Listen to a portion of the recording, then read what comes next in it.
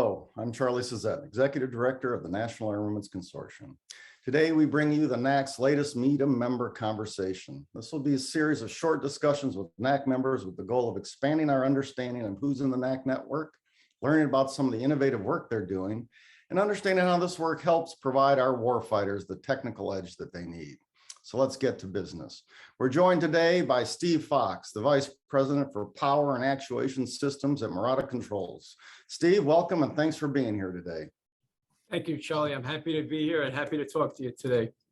Well, Steve, why don't we start with learning about your background in this fascinating industry and your work with Marotta. Certainly. So I've been in aerospace and defense for nearly 40 years-ish. And about half of that time, I've been with the major primes, right? And we all know the major primes, the Boeings and folks like that, the Lockheeds. And then half of the time, I've been here at the Marottas. And I've been in roles such as operations, engineering, business development, program management. So I've seen most sides of the business. And today I'm responsible for what we call the power and actuation business. And I'm responsible for everything in it, i.e. I'm responsible for engineering, quality, finance, and human resources, everything that's involved with the complete P&L. That's incredible. You know, I love the backstory of Marotta. The company has a rich, interesting history. Could you share with us, if you will, the Marotta story? Yes, that is a great story, Charlie, as you say. So the company was founded in 1943, and it was founded really to support World War II. One of the first products that we had was something called a tail hook, right, which is actually the hook that captures the aircraft on all of the carriers. That was the beginning of the company. That was the first ever product. And then from there, we went to work on the Bell X-1, right, where we broke the sound barrier. And after that, we spent really from about the late 40s, after the company was founded in 43, till about 1969, working on the Endeavor, really, which the Endeavor was to land on the moon. And so that was obviously a sort of turning point for the company because we had significant content on Apollo, Gemini, Mercury, Saturn. Having said that, after we actually landed on the moon, there was like, what do you do next, really? And that's what happened throughout the country. So, you know, as you do in business, right, businesses have to evolve. Today we actually use the word pivot. So the company pivoted and we said, well, we need to go look elsewhere. And it was always more of a defense type company. And so we looked to the Navy and we spent the 70s and the 80s really developing significant product content such that today we are on every surface ship and submarine in the United States Navy. And after the 80s, we go to the 90s and we sort of, you know, the roots of the company are in the space industry. And we said, well, what do we do next? And what we did was we really spent all of the 90s developing products for the International Space Station.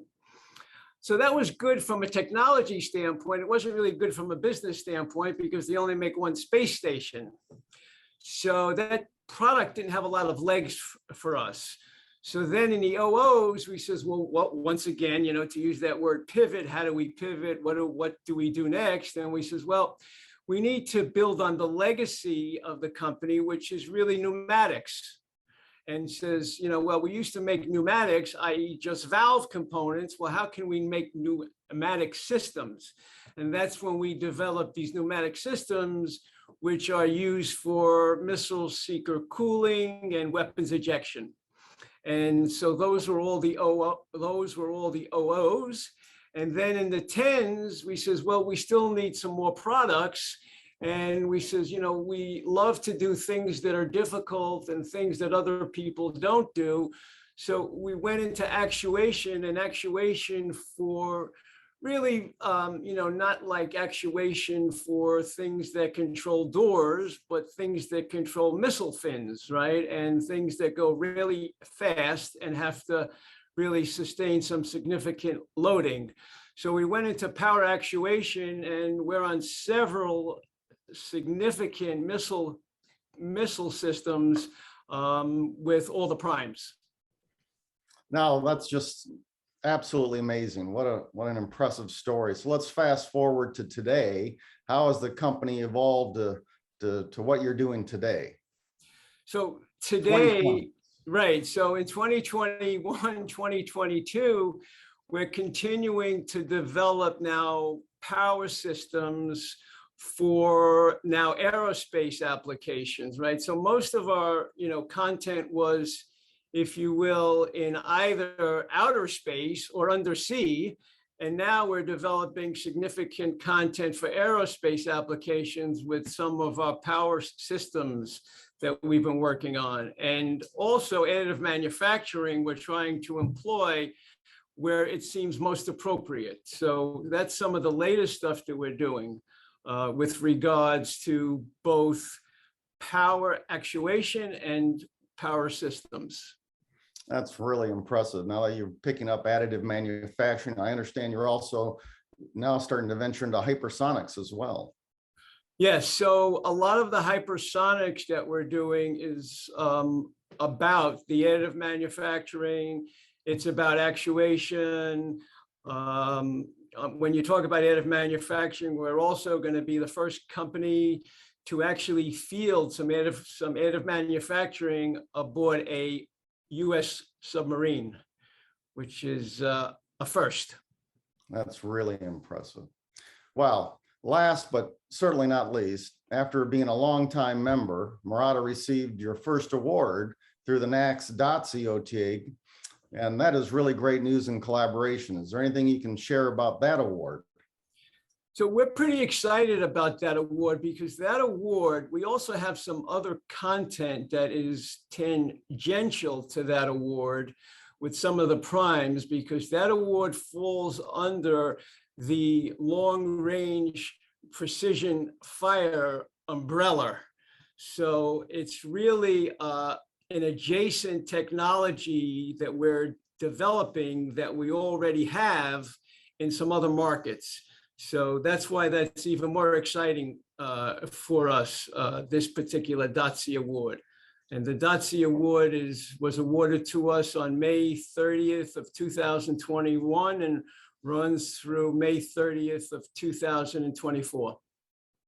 That's just fantastic. And congratulations to Marotta, not just for your long history, but now, venturing into all new areas like hypersonics, long range precision fires. I hope that this video can reach a lot of people, because you guys have a lot of capability. Well, that's all the time we have for today, everyone. But a sincere thank you to Steve Fox of Marotta Controls for sharing your story and how you are supporting innovation for our warfighters across all the services. And to everyone watching, thank you for joining us. If you have any questions or want to discuss anything further, we'll provide the contact information for Steve and myself, and we'll see you next time. Thank you so much, Charlie. See ya. Thanks again. Bye-bye. Bye-bye.